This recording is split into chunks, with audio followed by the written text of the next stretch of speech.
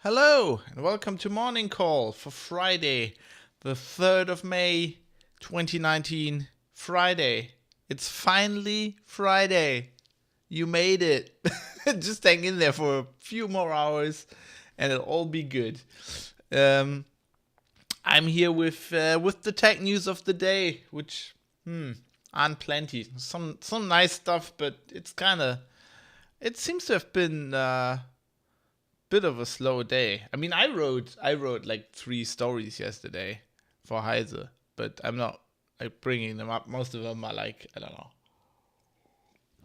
they're very security focused. By the way, I got the Apfelkind mug today that I should have really used for the show yesterday. I got that in Bonn back in the day when that story broke. Priority 1 message Anyway, from Starfleet coming in on secured channel. Yay, we have I made it too. Somewhat. Mike, I'm in my car smile. resubscribing for 4 months. I think you're leading the pack there, Mike. And he's made it. And he's in his car. You're in your car? Don't tell anybody. I hope you're not driving. Anyway, speaking of cars, you are right on topic there because most of the news today is Tesla news.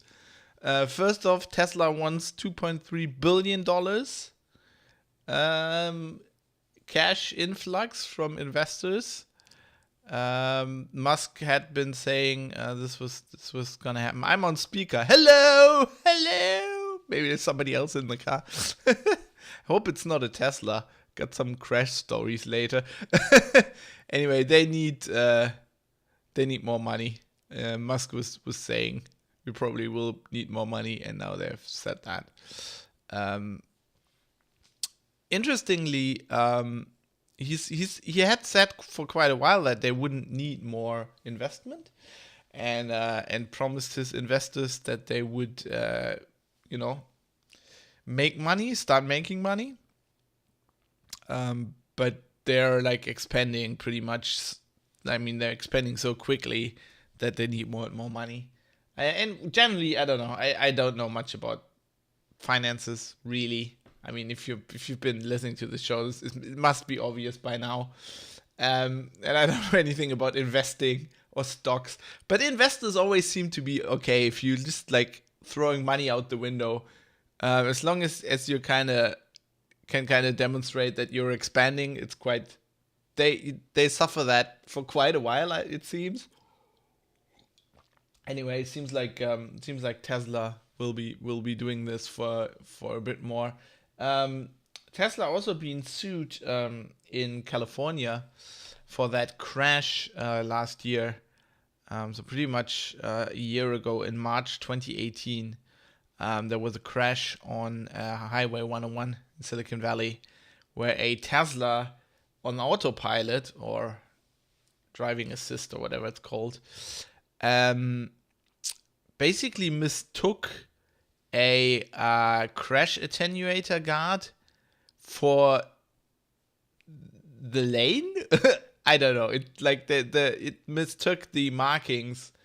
So I think there was a lane. It's kind of like a lane divider thing, and there's like these things in front. So if you don't manage to get into the lane, you kind of don't run straight into the concrete. But they're usually meant to like bounce off a car. Now I guess that comes in at an angle. Now the Tesla on autopilot, and I guess the driver wasn't watching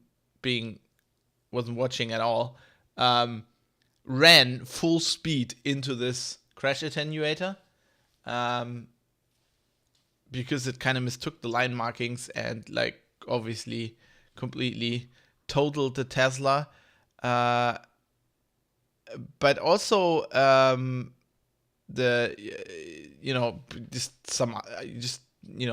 cars were obviously involved in this, and I think the guy died, and now the family is suing Tesla because they're saying they sold him a faulty product, or basically the autopilot didn't work, or they told him wrong things about how it works. And yeah, they're also suing California, the state of California. Yeah, pretty interesting. I guess it just shows. I mean, Tesla is always saying it's not an autopilot. You need to pay attention while you use it. I never understood what that's supposed to be for, because either you have an autopilot and you don't have to pay attention, or you're paying attention. But like that, like letting the car drive and paying attention does not work. I mean, as somebody who's driven a lot in his life, like one of the biggest dangers in driving a car is just, if you're driving as well, is you're losing focus, and you're just sitting there going, and then you run into something or run off the road. So you have to keep yourself alert at all times. And I guess that I don't know. I never driven a Tesla with an autopilot, but I would think that is harder, because you're basically trusting the thing to do its work, and then your mind would start drifting off. I actually I don't like driving automatic cars, and I don't like driving cars with cruise control, because I like shifting gears once in a while and having to like control speed, when the highway goes up a little bit or down or something, stuff like that, because that just keeps me alert. So I don't know. Also, Tesla news. Tesla is saying that they expect shortages in minerals, and this is not even like rare earth minerals. This is stuff like copper.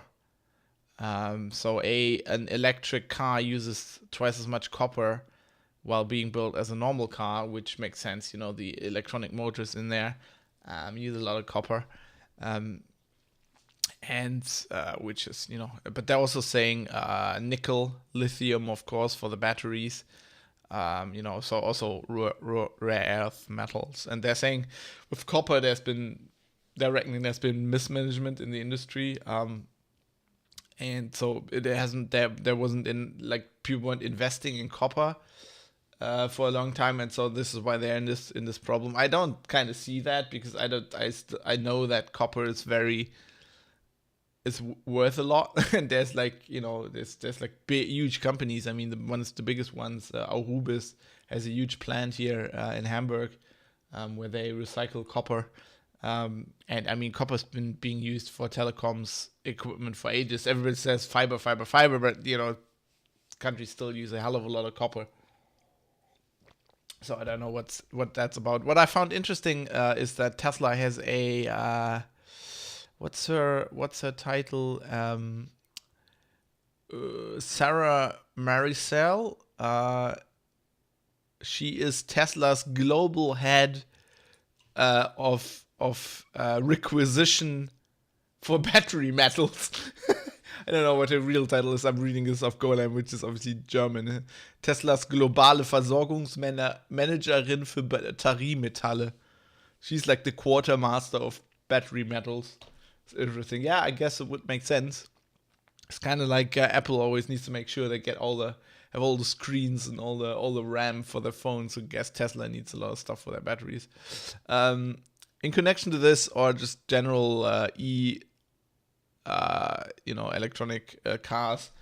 Also, an interesting story I read this morning that really cracked me up on the Heise Autos page. So the Heise has a car site, and they're writing about that charging your electric car in Germany has now, in many cases, become more expensive than driving a combustion car powered by diesel, which is mostly due to the fact that the guys who put up all the charging stations are now charging you what it actually costs to, what the actual power you're using costs. I mean, they for a long time, it did the first, when they put all the charging stations up at first, people didn't have to pay. Like I remember when the colleagues who were still at Heise and they were testing electric cars, and they were basically going around for free. Or you would listen to like podcasts like No Agenda, and John C. Dvorak was like testing electric cars and driving around for free. And Adam Curry's like, why the hell it's like, I'm paying for your driving. And obviously that is not sustainable. That was just to get people to buy electric cars, right? And to get the charging stations up and just get everybody using it. And now that there are charging stations and people have to start to pay for it, they'll actually charge for the power, which turns out isn't cheap. Turns out power isn't cheap. So yeah, that's a bit of a downer for some people who are like, oh yeah, this is going to be, like, I'm going to be driving around really cheap, and now it's more expensive than diesel. Although there's now talk about having an additional tax on diesel in Germany, or generally on CO2 emissions, which I don't know. With power, I think for this to be fair, you'd have to track where your power is generated, right? So if you're charging your electric car with power that comes from a coal plant, you should be paying the CO2 tax on that, I think. But I guess they're not going to do that. I mean, they could. I think today you can actually track that. But like one of the reasons why that power is actually now more expensive than people reckoned is because turns out there's lots of taxes on power in Germany, and they basically have to tax, or the guys who are running the companies who are running these charging stations, they're being taxed the same as if you just use power in your home. They're basically saying, sounds a bit like they're complaining about that. Got an interesting story I picked up from Discord this morning, thanks to Ann Donegan, I think, who posted this in our tech channel. An interesting blog post of a security researcher. It says he's a 17-year-old security researcher. Man, they're starting early these days. Who's discovered, who bought a Dell laptop, and then Dell has this thing. I guess it's pre-installed when you. It's called Support Assist. If you just get a Dell and it's got Windows installed, like out of the box, I think this is pre-installed. And he reinstalled Windows and then went to the website, and it prompted him to install this Support Assist when he clicked on a button. And so he was like, "What the hell is that?" And then looked into it, and it's a service that ties into the Dell website that figures out what driver your machine uses, and then also can poll your machine, so you can, if there's a new driver available, you can get that installed automatically, which that's generally a good idea. The problem here is that it installs a service on your machine, which obviously runs with admin privileges. I mean, this installs BIOSes and stuff, so and that ties into a website. And the security researcher figured out that you can actually, it's a very long post. You can take control of that service. He lists several different ways how to do this. I mean, you basically, it restricts access to this service from the Dell.com website.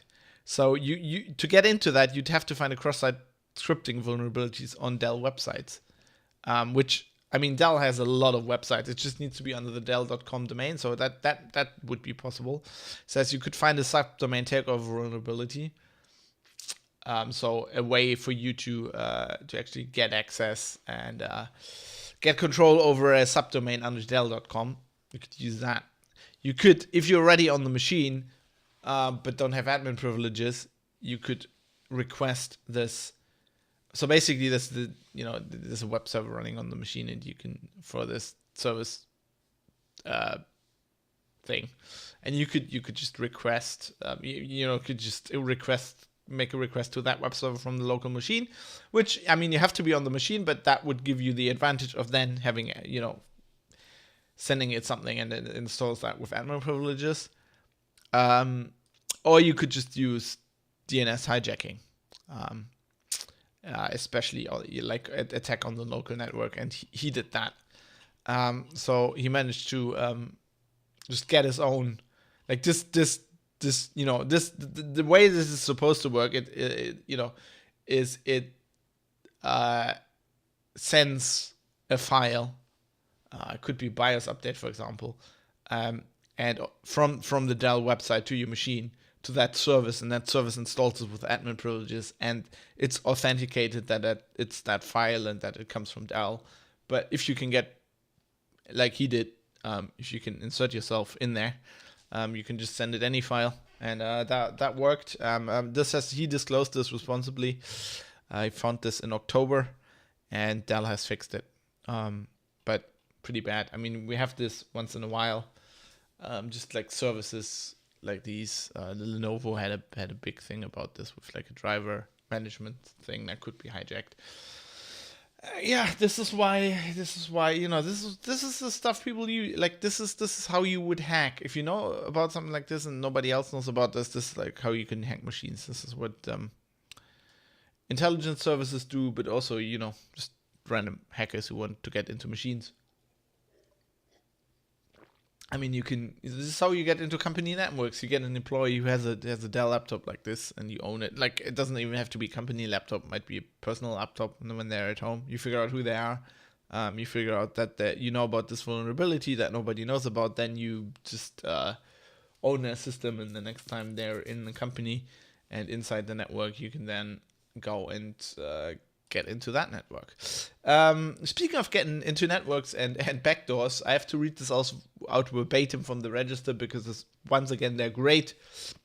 Love the Register. Headline: Sinister secret backdoor found in networking gear. Perfect for government espionage. The Chinese are... Oh no, wait, it's Cisco again. Better ban this gear from non-US core networks, right?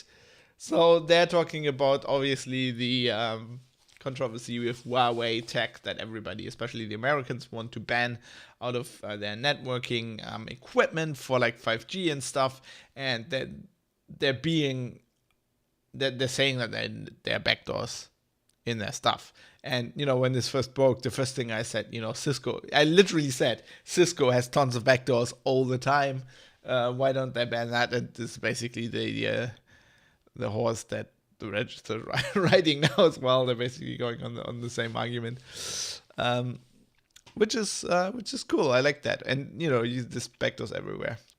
I mean, that's the problem that's the sinister stuff. If there actually is an intelligence service doing this kind of stuff, this is why it's so hard to attribute shit like this, because how do you know it's like an intelligence service built that in there? Like, it could also be one of all the backdoors that are left in by default. I think we talked about another one yesterday on the show. Definitely this week. There's like all these telnet ports and all this shit that's open all the time. This is why I love IT security. Anyway, let's wrap this show up. I got two more things, some gaming related stuff, but also first one's interesting. Second one is definitely a bit of a what the fuck. If you're not fab, if you're fab, you're like, why did they notice this now? Anyway, first story. Golem has a story about a prototype gaming notebook from Asus. It's an 8-core. It's a design study called the Mothership, and they have this 8-core i9 9980 HK processor in there, which is overclocked as well, and it's getting really hot. And what they're doing, the special thing about this, they don't use normal like that thermal paste that you put between the cooling and the CPU, and this isn't, or the GPU. This case, the CPU. It's this, like, they're saying this is so hot, it can't really, like, the normal thermal paste is not really conductive enough. So they use a liquid metal. It's called Conductonaut by a company called Thermal Grizzly. It's a special. This looks like it's a German company as well. Are they just serving me the German side? Maybe they're just serving me the German side. Let's go to the English sides, and I don't need to translate this. It is Thermal Grizzly Conductonaut is a liquid metal thermal compound based on eutectic alloy on a, shouldn't that be a eutectic alloy. Our special mixture of metals like tin, gallium, and indium this is not a sentence. Conductonaut excels with a very high thermal conductivity. I'm thinking they're from China or something. Interesting. So that's a new thing I'd never heard of. Liquid metal cooling paste things. This is based on has an RTX 2080 that's also overclocked. And you can spec this up to 4,000 euros. This laptop, man, I used to have one of those in uni, like one of these big. I went all mobile for quite a few years, and I didn't have, like, I still want to play games, and that was dumb. So I didn't have it wasn't that dumb. Like, I didn't have that much space. It was like university and stuff. So I had like this gaming laptop, and it was like this heavy. It was like thick as, like, I don't know, as hell. It was heavy as hell. I was lugging that through uni. Every time you turned it on, it was very loud. It got very hot. Like, you could actually turn off the heating in the winter and just put it in your lap. I don't know. I don't recommend that, by the way. I don't know how good that is for your testicular fortitude there. I might have done some permanent damage. Anyway, so last story. I just saw this morning. It's 2 days old, but I didn't originally catch it. I think this is hilarious. So if you know me, you know people have been saying I'm on a crusade against Star Citizen for years. It's not much a crusade, I think. I personally think it's just a very interesting story. And I've been following this guy, Derek Smart, who's been for years. I mean, he's actually moved on somewhat, but he's been very vocal against Star Citizen and Chris Roberts, and just, like, you know, digging up information and releasing it over the years. And I've been following on Twitter for ages, and I've wrote 1 or 2 stories on Star Citizen for Heise, and been covering this quite a lot. And I also wrote a column on this once, which probably got me the most flack for any column I wrote, including a sexism column, sexism in gaming. Star Citizen was worse. There was actually a guy calling for my head. He actually wrote an email to the editor-in-chief of CT and says this Churchill guy needs to get fired. That was hilarious. I can say that I was never fired from Heise, by the way. I quit on my own, and I wasn't forced to quit. Anyway, so Star Citizen has been kind of like this thing I've been following for years. Now, Forbes has written a story, which they call an exclusive. Don't get me wrong, it's a very nice story. A story about Star Citizen and how it's all basically not happening. And just gobbling up money. And about Chris Roberts. And it's a story by Matt Perez and Nathan Vardy. It's well researched. It's nice. It's well written. They say they talked to 20 people within Star Citizen, so I guess that would be an exclusive. But all the stuff that's in here, and it's a very long story, including like his past filmmaking career, the stuff with so Star Citizen has like this lawyer on staff, Freiermuth, who used to be involved with Chris Roberts in German film financing, all this stuff with his wife and his ex-wife, and all the sordid details that are in here.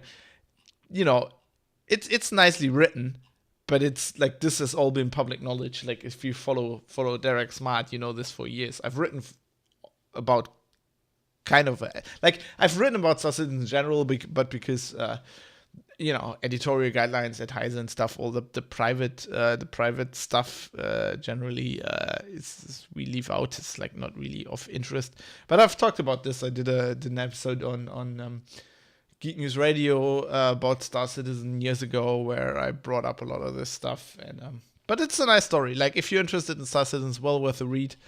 It is on Forbes.com.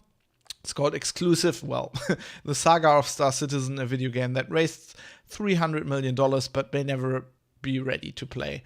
What I find a bit of amazing, it's amazing to me how long it took, like for mainstream, the mainstream press to cotton on that this was going on.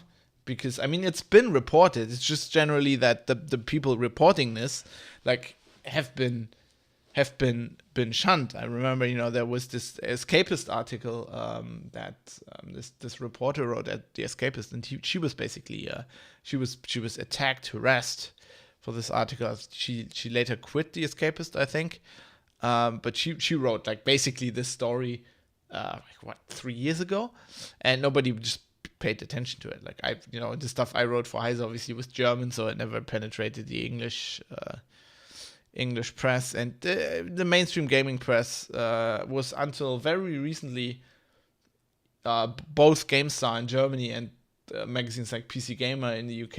It was very hopeful that Star Citizen would happen.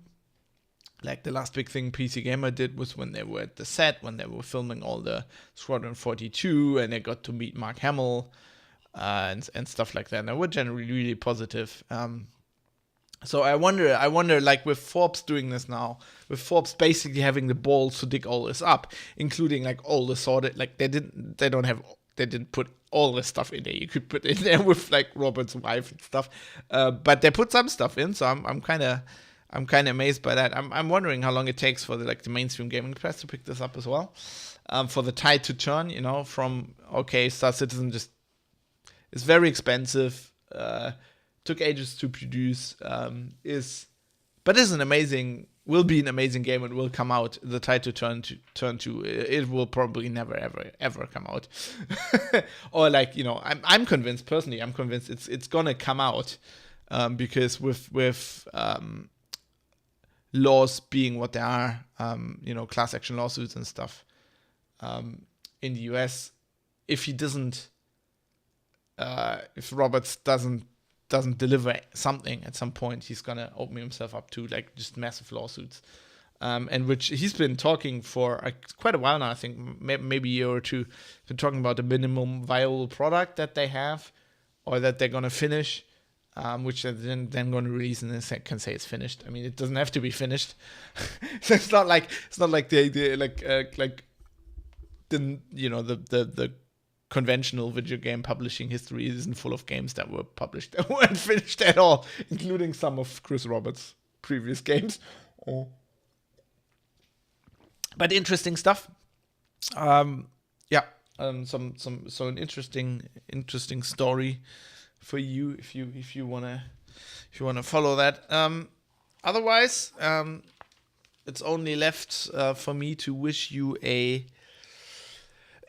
nice rest of a Friday and a nice weekend. Hopefully you have some time off. For me, it's always a bit, I'll be working a lot today, probably working to the weekend again, but it's all good. I chose this life for myself. I hope you're having a good day and just enjoy your Friday and enjoy your weekend. What it is what it is. It's the weekend. Until then, see ya. I'll be back on Monday, by the way. See you on Monday.